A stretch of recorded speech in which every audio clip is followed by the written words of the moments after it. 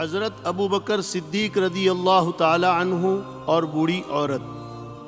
حضرت ابو بکر صدیق رضی اللہ تعالی عنہ جو مسلمانوں کے پہلے خلیفہ ہیں اور ام المؤمنین حضرت عائشہ رضی اللہ تعالی عنہا کے والد بھی، وہ ہمیشہ غریبوں اور محتاجوں کے کام آتے تھے۔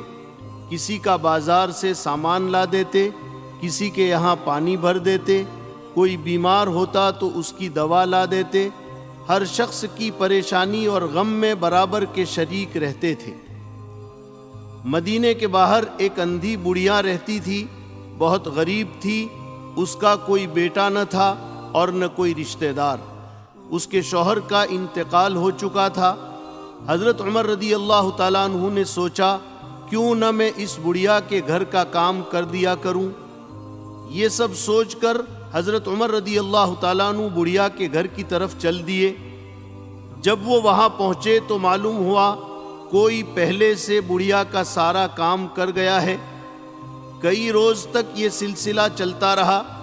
ایک دن حضرت عمر رضی اللہ تعالیٰ عنہ نے سوچا معلوم کرنا چاہیے کہ کون ہر روز بڑھیا کا سارا کام کر دیتا ہے۔ ایک دن وہ بڑھیا کے گھر کے پاس چھپ کر بیٹھ گئے کہ دیکھے اندھی بڑھیا کا کام کون کرتا ہے۔ تھوڑی دیر کے بعد ایک آدمی آیا اور بڑھیا کے گھر کا کام کرنے لگا۔ حضرت عمر رضی اللہ تعالیٰ عنہ نے دیکھا تو وہ رسول اللہ صلی اللہ علیہ وسلم کے خلیفہ حضرت ابو بکر صدیق رضی اللہ تعالیٰ عنہ تھے۔ حضرت عمر رضی اللہ تعالیٰ عنہ یہ دیکھ کر کہنے لگے نیکی کے کام میں حضرت ابو بکر صدیق مجھ سے بہت آگے ہے۔